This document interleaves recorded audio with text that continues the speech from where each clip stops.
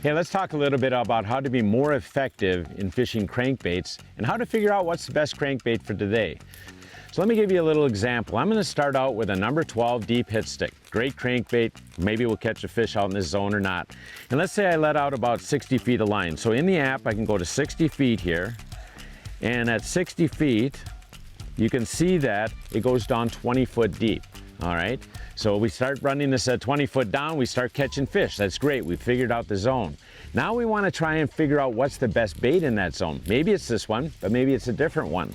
So in this example, what I'm going to do is take out a number 11 flicker minnow, nice big bait like the other one, and I'm going to try and get that in the same zone. And with the app, it's really easy. Simply go to the number 11 flicker minnow here. I'm going to roll down the left column there to 20 feet. And at 20 feet, it says I've got to let out 116 feet of line, so quite a bit more line, just a little bit more finessey bait, to get down into that 20-foot zone. So now I've got both these baits running in what I think is a really good zone. This one starts catching fish better, great, I've got a new lure. The other one keeps catching better, I know which one's the best one.